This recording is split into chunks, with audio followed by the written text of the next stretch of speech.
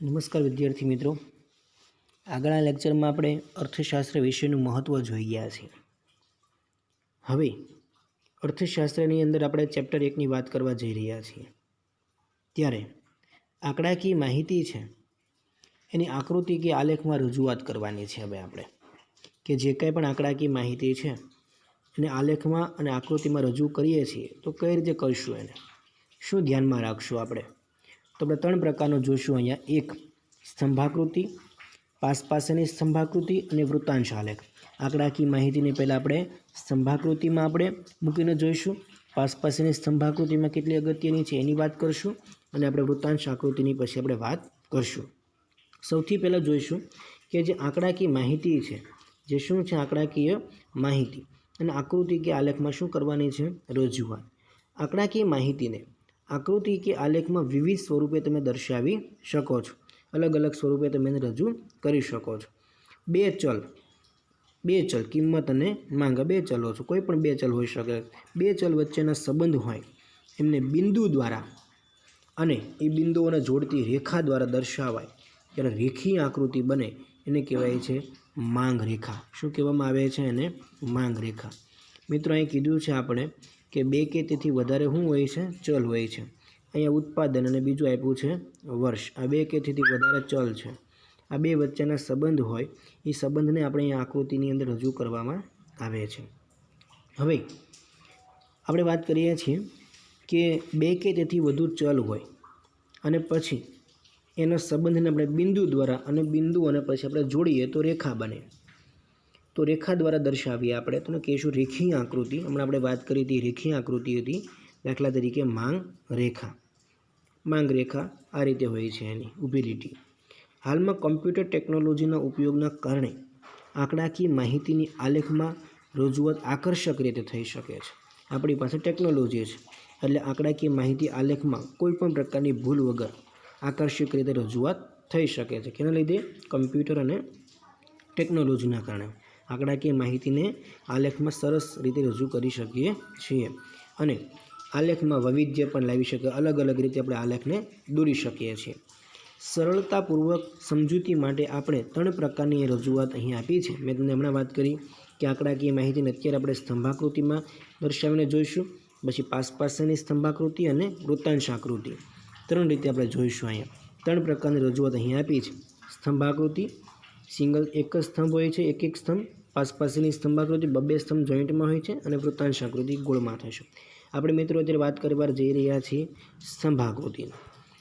હવે સ્તંભાકૃતિની વાત કરશું તો સ્તંભાકૃતિની અંદર આપણે જે સ્તંભ છે એ એક સિંગલ સ્તંભ જોવા મળે છે. આ જે સ્તંભ છે એને આપણે કહીશું સ્તંભાકૃતિ. સ્તંભાકૃતિને કીધું છે કે આકૃતિમાં આધારિત ચલ એ ઊભી ધરી પર લેવામાં. આધારિત ચલ એટલે મિત્રો વર્ષ. આ આધારિત ચલ છે, આ બીજા ઉપર આધાર રાખે છે. આ આધારિત ચલ છે એને કહીશું આપણે કઈ ધરી ઉપર લઈશું આધારિત ચલને? તો કે આધારિત ચલ છે એ ઊભી ધરી પર લેવામાં આવે છે. ઉત્પાદન છે, ઉત્પાદન એ આધારિત ચલ છે. એ કોના ઉપર આધાર રાખે છે? વર્ષ ઉપર રાખે છે. ઉત્પાદન તો કે કયા વર્ષનું? તો કે એ આધાર રાખે છે. એને કહીશું આપણે આધારિત ચલ, જે બીજા ઉપર ડિપેન્ડ કરે છે અને આધારિત ચલ છે. ઉત્પાદન એ આધારિત ચલ છે. એને કઈ ધરી ઉપર લઈશું આપણે? તો કે ઊભી ધરી ઉપર લેવામાં આવે છે. અને સ્વતંત્ર ચલ છે એને કઈ ધરી ઉપર લેશું? સ્વતંત્ર ચલ એટલે જે વર્ષ છે આ સ્વતંત્ર ચલ છે, એને આડી ધરી ઉપર લેવામાં આવે છે. તો કે આધારિત ચલને કઈ ધરી ઉપર લેવામાં આવે છે? ઊભી ધરી OY પર લેવામાં આવે. અને સ્વતંત્ર ચલને ક્યાં લેવામાં આવે છે? આડી ધરી OX પર. આ O અને X ઉપર લેવામાં આવે. આ છે સ્વતંત્ર ચલ વર્ષ. અને ઉત્પાદન છે લાખ ટનમાં, એ છે આધારિત ચલ, એ OY પર લેવામાં આવે છે. હવે આગળ વાત કરીએ છીએ. દાખલા તરીકે ઘઉંનું દર વર્ષે ઉત્પાદન કેટલું થયું? અહીં આપ્યું છે તમને કે 1970 અને 71માં ઘઉંનું ઉત્પાદન 23.8 લાખ ટન, 1980 અને 81માં 36.3 લાખ ટન, 90 અને 91 ની 55.1 લાખ ટન, 2001ની અંદર 69.7 લાખ ટન અને 2010 અને 11માં 86.9 લાખ ટન આ ઉત્પાદન આપ્યું છે. કે આ બધા વર્ષ છે એની સામે કેટલું ઉત્પાદન થયું છે લાખ ટનમાં, એ આપણને આંકડાકીય માહિતી આપી છે. હવે આ આંકડાકીય માહિતી ઉપરથી આપણે શું દોરવાની છે? સ્તંભાકૃતિ દોરવાની છે. સ્તંભાકૃતિમાં આ આંકડાકીય માહિતી દર્શાવવાની છે. કઈ આકૃતિમાં દર્શાવવાની છે? સ્તંભાકૃતિમાં. ખબર કેમ પડે? તો કે આપણને ખબર છે અહીંયા તો કે બે ચલ આપ્યા છે. એક આપ્યું છે આપણે આધારિત ચલ અને એક આપ્યું છે આપણને સ્વતંત્ર ચલ આપ્યું છે. હવે આકૃતિની અંદર તમારે દોરવાની છે જે આંકડાકીય માહિતી છે. સ્તંભ આકૃતિ આપણે બનાવવાની છે. તો આપણે પહેલાં બે ધરી બનાવવી પડશે. એક આડી ધરી OX અને ઊભી ધરી OY પર આપણે જોવું પડશે. હવે સૌથી પહેલાં મિત્રો જોવાના કે તમારે વર્ષ કેટલા આપ્યા છે? 1 2 3 4 ને 5 સુધી અહીં વર્ષ આપ્યા છે, મતલબ 5, અને અલગ અલગ એની અંદર ઉત્પાદન તમને લાખ ટનમાં આપેલું છે. નાનામાં નાનો આંકડો મિત્રો 23.8 છે અને મોટામાં મોટો આંકડો 86.9 છે. તો તમારે સ્કેલમાં પણ પસંદ કરવું પડશે. ક્યાંથી? તો કે 23.8થી લઈને ક્યાં સુધીની સ્કેલમાં પસંદ કરવાનું છે? 86.9. એટલે આંકડું અહીંયા સ્કેલમાં જે લીધું છે 10 20 30 40 50 60 70 80 90 100 સુધીનું સ્કેલમાં લેવામાં આવ્યું છે. આ સ્કેલમાં 10-10નું લીધેલું છે. કેટલું લીધેલું છે? 10-10નું સ્કેલમાં લેવામાં આવ્યું છે. જો આની અંદર 10 એટલે આ બધું આવી જશે. 23.8થી લઈને 86.9 છે. આ તમામ બાબતો આની અંદર આવી જશે. હવે સ્કેલમાં લીધું છે આપણે એક્સ અક્ષની અંદર લીધું છે 5 વર્ષ. કેટલું લીધું છે? 5 વર્ષ. એક્સ અક્ષ બરાબર વર્ષ લીધું છે. ઓ એક્સ ઉપર શું દર્શાવવામાં આવ્યું છે? વર્ષ. અને OY ધરી ઉપર જે OY ધરી છે આધારિત ચલ છે, ઉત્પાદન દર્શાવવામાં આવ્યું છે. ઉત્પાદનમાં આપણે સ્કેલમાં કેટલો લીધો? તો કે આપણે લીધું છે 0.5 સેન્ટીમીટર, એટલે કે અડધા સેન્ટીમીટર બરાબર 10 ટન.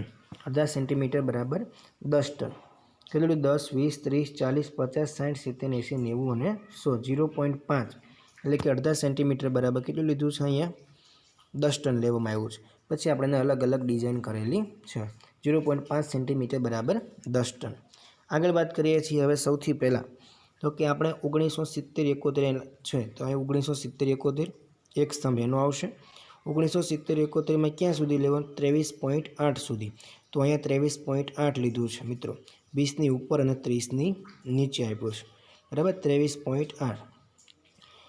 ત્યાર પછી 1980 અને 81માં 36.9. આ 36.9. 36 ક્યાં આવે? તો કે આ 40ની નીચે આવે. એની નીચે હશે ડિઝાઇન. 40ની નીચે છે અને 30ની ઉપર છે. 36.3. 1990 91માં 55.1. આ રહ્યું 55.1. 60થી કેવા આવશે? નીચે આવશે. 55.9. 2000-2001માં 69.7. 2000-2001માં 69.7. જે 70ની કેવું છે? થોડું એવું માઇનર નીચે છે. અને 2010 અને 11ની અંદર 86.9. આ 10 અને 11માં 86.9 એટલે 90 કરતાં કેવું આવશે? નીચે આવશે. હવે આ થયા બધા અલગ અલગ પ્રકારના શું થયા છે? સ્તંભ. બધામાં તમારે ડિઝાઇન કરવાની છે. તમને યોગ્ય લાગે એવી ડિઝાઇન તમે આની અંદર કરી શકો છો. પછી તમારે અહીંયા ડિઝાઇનને બતાવવું પડશે. આંકડા શેમાં આપ્યા છે? ઉત્પાદન શેમાં આપ્યું છે? લાખ ટનમાં આપ્યું છે. શેમાં આપ્યું છે? લાખ ટનની અંદર આપ્યું છે. તમે જોઈ શકો છો કે આ જે આંકડાકીય માહિતી છે એને આપણે સ્તંભાકૃતિમાં દર્શાવી છે. આની અંદર આધારિત ચલ છે એ ઉત્પાદન છે અને સ્વતંત્ર ચલ છે વર્ષ છે. સ્વતંત્ર ચલને આપણે OX ઉપર લીધા અને આધારિત ચલને આપણે ક્યાં લીધું? OY ઉપર લેવામાં આવ્યું છે મિત્રો. ત્યાર પછી જુદા જુદા વર્ષ પ્રમાણે આપણે એને અલગ અલગ સ્તંભ કર્યા છે. અહીંયા સૌથી મહત્ત્વની બાબત છે મિત્રો આ સ્કેલ માપ નક્કી કરવું. એ નાનામાં નાનો આંકડો જોવાનો આમાંથી અને મોટામાં મોટો જોવાનો. એ પ્રમાણે તમારે અહીંયા સ્કેલ માપ લેવું પડશે. જો આ સ્કેલ માપમાં ભૂલ થશે લેવામાં તો આલેખ બહુ નાનો અથવા બહુ જ મોટો થઈ જશે, જે ઘણી વખત આપણે ખોટું પરિણામ પણ આપી શકે. એટલે સ્કેલ માપમાં મિત્રો ધ્યાન રાખજો. સ્કેલ માપ બહુ નાનોય નહીં લેવાનો, બહુ મોટોય નહીં. આંકડા પ્રમાણે તમારે સ્કેલ માપ લેવો જોઈએ હંમેશા. અને સ્કેલ માપ લીધા પછી તમે આકૃતિ આ રીતે બનાવી શકો છો. ઓકે મિત્રો, થેન્ક યુ.